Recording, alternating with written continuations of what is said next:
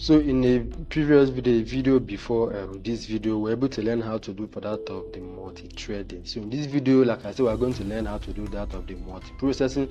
So this is when we set our, this is what the output we got for that of the multi-threading. When we set our range to be that of the 10, it took us 0.0909 seconds, and we set it to 1000, it took us 3 seconds. So we are going to do for that of multi-processing.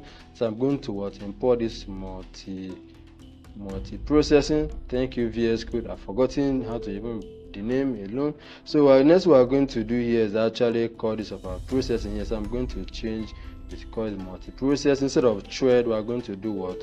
Make use of the process. So just simple as that. I'm going to do the same thing here, so I don't need to start everything from beginning.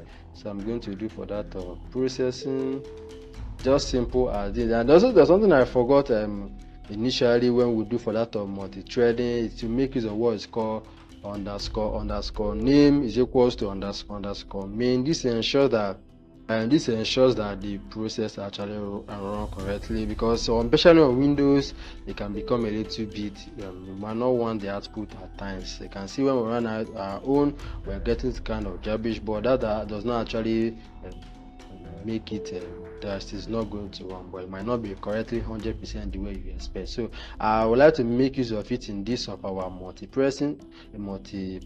Sorry, what did I say? Multiprocessing. To do that is just basically simple. It's going to be, so we know that if it's what is after, so it's going to be our name is equals to sorry, this is supposed to be underscore is equals to what? A string of underscore main. Then I'm going to explain where I'm going to make a detailed video about this underscore main. I'm going to make a full video on it, a basic video that we can tend to understand how this actually works. So I'm going to move all our threading inside of this. Let me close it. I'm going to move all our threading to this particular underscore, because it's just like it's a signify that this is a block of code. Remember this dot here signify that it's going to be a block of code. So now we're going to basically compare the speed, but I'll begin with comparing for that of the 10. So let's see how fast it took to actually complete the code entirely. So we're going to do for that of 10. After that, we're going to do for that of the 1000. Everything here should be the same. There's no different here. It's going to start like I explained this join. Make sure everything run completely before this time is actually calculated, because if you don't put this join, this first guy might finish and then it's going to check the time. Nothing concerns it. So this join, make sure that everything works perfectly. So that's what we're going to do, is actually just run it. So let me run this. Okay, from the look of it, things are not looking good here. I can see 0.87. Damn, that's actually Jesus. That's actually longer than for our multi. This was for our multi what? Let me bring it down. This is for threading and for our processing. So let me bring it down. Here's for our processing. And then our phone is for our time. This is going to be for our 10. When we said the range to that of the 10, it was actually giving us 0.8. Damn, that's almost 0.9, and this guy was just 0.00. Okay, let's do for that of the 1000. Let's see whether if we are going to get anything better. So let me put this to 1000. Okay, so let's run it and see whether if everything is going to work perfectly. So let me run this. Okay, I don't know what I'm seeing here. I'm seeing time length for this of our multi-processing. I'm seeing 8 seconds, but for our threading was actually just 3 seconds. Don't know whether if there's any reason for this, or maybe because I didn't set this underscore main. Name is equals to main. I don't know whether that's the problem, but the time gap is damn different.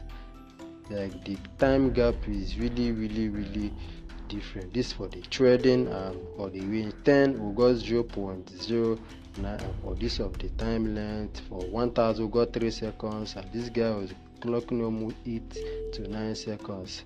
I don't know, but I don't know the reason for this. Maybe from my system, or it might be from maybe a kind of other settings that we did here. But one thing I know about multiprocessing, I've been making use of multiprocessing, that since we actually set this to 1000, it took more time. And the other thing is because we are trying to print out all these things out. If we are not trying to print it out and we are to compare the speed of that multiprocessing to multithreading is not anywhere close to multiprocessing when it comes in terms of speed and the intensive power that it can able to handle. So I think because of this, one of the main reasons, because we're actually trying to print out the values. So if we are to set something like pass here, maybe set pass here, and then try to comment to eliminate all this output, we can try to set these things maybe somewhere around hundreds of thousands, maybe 500,000, set it around 500,000. We can try to compare the speed more. If you could do that, you can see that multiprocessing will definitely be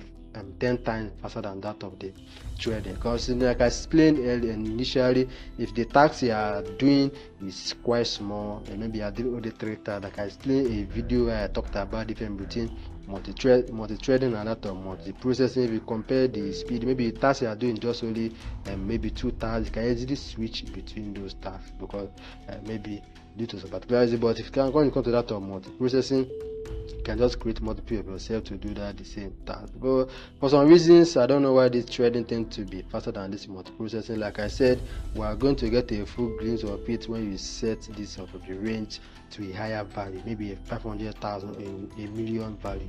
So we'll tend to compare the speed itself, because there's no program that have already these two functions. Come on, there's no any standard program or any better program that make use of just only two functions to check something. So no anything will make use of the multiprocessing sort of to be really heavy. So I think with this we'll come to the end of this video.